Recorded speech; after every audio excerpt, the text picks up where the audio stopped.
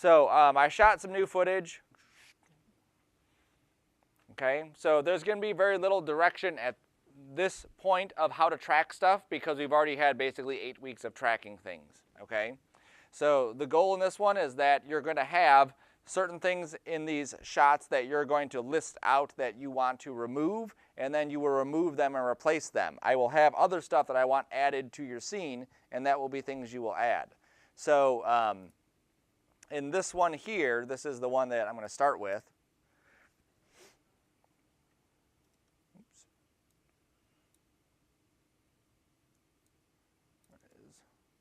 So it's just a pan of basically the building over, or the room over there. Okay, just a pan like that. There we go. Okay, so one thing we're going to do is we're going to remove the banners from the ceiling here.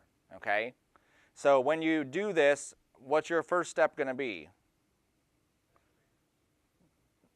So tracking the banners, and then what are you going to replace the banners with?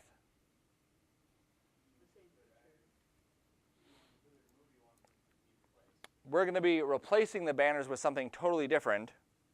So we want to remove the banners first. So we won't actually track the banners because if we're going to remove the banners, just like we did on the camera tracking one, we have to remove, or we have to replace it with what's behind it, right? So we would track the wall, get a picture of that brick, and then put the brick back there. So it would look like that. And then for stuff like this, where we see the ceiling, same thing, we would have to have the ceiling tracked here, and then the brick wall tracked back there. And maybe even slightly this here, but I think that we might be able to just add back in, okay? And the same thing on this side. You only need to do the back 2 banners, you don't need to do the front ones, okay? Because there's 2 front banners there and there. So just those 2 back banners are the 2 that I'm most concerned about. Okay, so we want to remove those 2 banners, and what eventually we're going to do is we're going to replace them with 3D banners. So I will give you a file, an animation of a 3D banner unfolding, and then what you're going to do is you're going to have this 3D banner unfolding, and it'll be kind of like a hologram banner. So then you'll be able to take this hologram banner, have it unfold, and it'll have like digital text all over it. So it'll be kind of neat how we do that. We also want to close this door, so we have to get rid of the door. Okay, so remove the door, close the door. We don't want these people in this room, so figure that out. These signs over here are pretty blown out, so we want to maybe make a little bit clearer signs. Same thing with the map back there. We might be able to clear that up. Oops. And I think that's where we'll start. Maybe we'll even put like a little text thing right in the middle of that wraps around. Okay? So your first job in any kind of compositing is going through, obviously, crop the video. So there's a bunch of videos in here that have basically the same shot, just from different angles, different movements. Okay, I only want 2 of the banners removed, so you can kind of decide how you want to do that. This one does, oops, come on. This one just pans upward, so you could definitely use that. Still has the door there.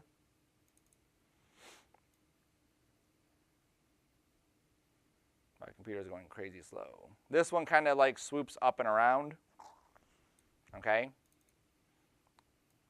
So you can go through all the footage, it's in the same spot as before, and find a good shot that lets you remove 2 of the banners and get the door closed. Okay, so there's the 2 items there, remove the banners. And then you'll start removing the other stuff, tracking the other stuff. So I would obviously want to track where this wall is right here. I would also need a picture of that door and what that door is going to look like. So in some cases, it might be, because this is right over on the corner, go over there, get a picture of the door closed, and you can use that inside your stuff. Okay? Sometimes you have to get creative with how you do that kind of thing. You could even close the door, take a picture from this angle, and that might even work. Ooh, that would be cool too to replace that one. That's not in all of them though, so that's just an extra thing if you want to do that. Okay, you may see some other stuff that you want to do too, like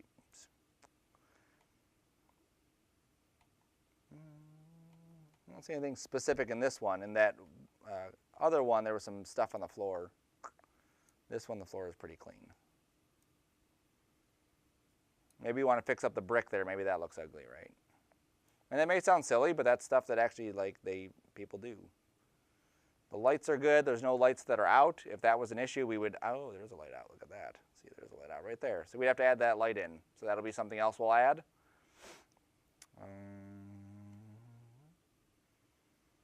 Cool. All right, so we'll start there, removing the banners, removing the door. We'll add the light. I'll show how to add the light.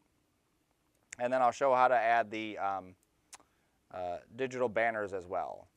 Part of this assignment, we will also be exploring HDRs. My folder is right here, whatevs. 2560 and HDR cleanup. Cam.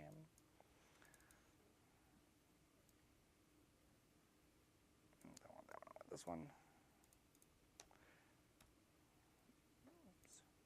So this is an HDR. So if you've ever seen a 360 image on Google or Facebook or whatever, where you can actually look around the image, that's what this is. So in Nuke, it's actually pretty cool because you can drop this onto a sphere. And if I remember my controls, I can go into the middle of this and actually look around. This is where I shot the scene from.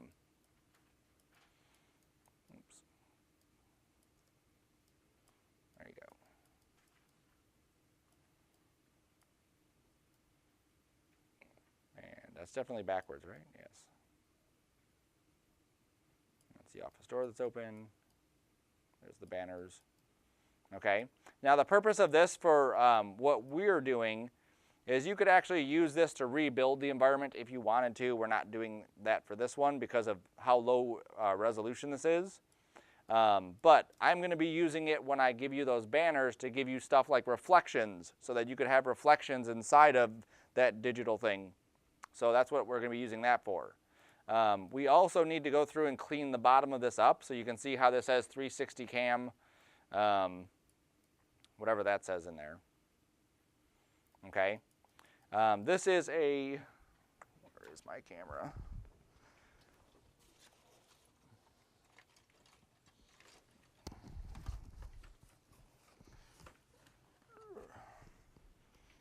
This is a gyroptic 360 camera. So it's this little guy here. And normally what you have to do, if you wanted a 360 with your phone, what do you do with it?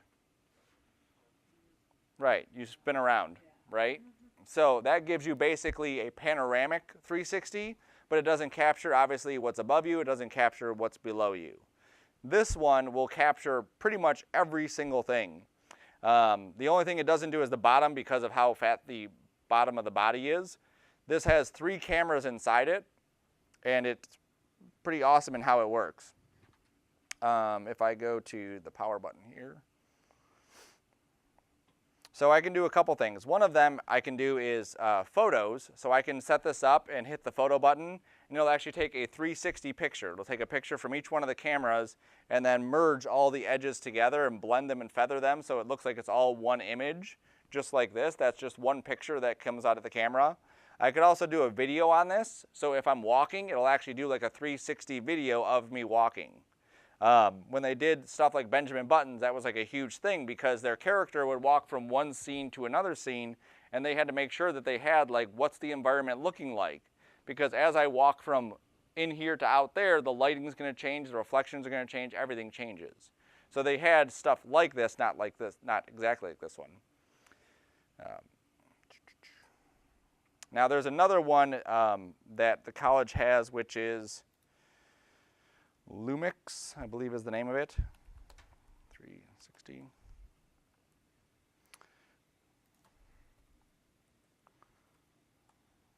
I have to spell it right.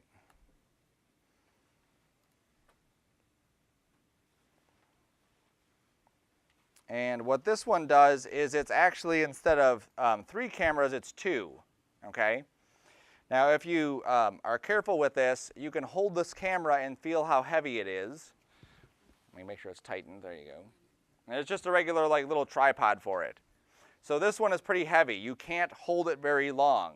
If I put this on a selfie stick and I held it up, okay, if I put it on a selfie stick that I bought from like Five Below and held it up, it just like falls down. It doesn't do a very good job, okay? But if I get the Lumix one and I put that on a selfie stick, it's super light and it can basically be held up for such a long time. This one will do full 360 front and back because it does 2 cameras, and it stitches them together, and it's super light. The disadvantage of this one is that it only does 2 cameras. So where we have on that one 3 cameras, we have 2 on here, so the images are not as high quality, and you get a lot more seams with this than you would with that one. That one still can have seams, but not as much as this one. And what's cool too is they both hook up to your phone, so you can obviously like look at it on your phone. So when I went and took these pictures, I didn't want to be in the picture at all. But maybe that's where I was standing, like behind this thing. Yeah, you can't see me. That's how good of a photographer I am.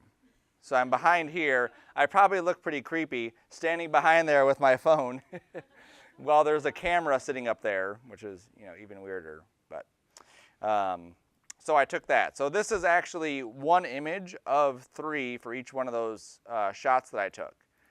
So not today, another day I will go over this process so you can see it, but for each one of the shots that I did, I took several different exposures. And the purpose of this is to build a 360 for our 3D software that'll actually allow us to have reflections and lighting information for anything we put in there. So let's pretend that I wanted to put an item on my desk and make it look like it actually is lit in that room. That's what I would need to do.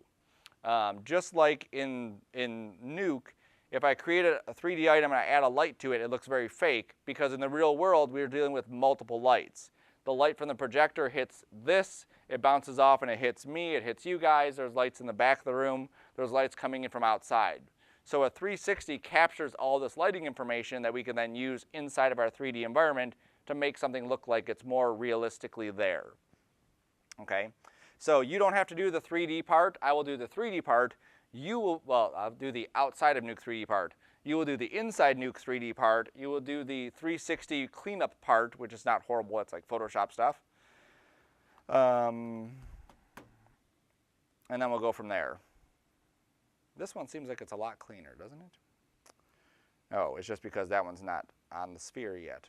Maybe the sphere is low resolution, maybe. And that's definitely not backwards here. It's just in that sphere it's backwards. It's weird. I don't know, because I'm on the outside? Yep, because I'm on the outside. All right. Cool. So for each one of these scenes that I have 3 pictures. One is a bright image, one's a medium, one's a dark. There it is. And then I also shot S Lobby where we did our first photo shoot. I shot over there too, because that's another spot that we'll be adding some stuff to. So we're not at that one yet, but I just put the footage up there so you can at least kind of look at it. Cool? Awesome. Resume this. Let's say you wanted to be a character animator. You could create a little character that would be standing like behind the desk, right? And because this is you could do a 2D thing, they could be on a plane behind the desk, and as the camera is sweeping across, there's your character like behind the desk. Or you wanted to do some motion graphics animations, you could have your motion graphics animations like running along the base here, right? So think of different things that you could do to these scenes, not just here's a picture, here's a picture, here's a picture, right? If you're into video, think of ways you can add video type stuff to this, or ways you would enhance this for video. Because realistically, once we have the camera move, once we have this kind of stuff, we literally could like cut the entire ceiling off of this place, make a brand new ceiling and put whatever we want in there, right? Like Harry Potter, the sky ceiling, that would be awesome. Another assignment, we'll do that. We could get rid of these things and put different lights, whatever it is, right? You could turn this into one of the common things that you'll see is day to night. Day to night lipstick, yep. There it is.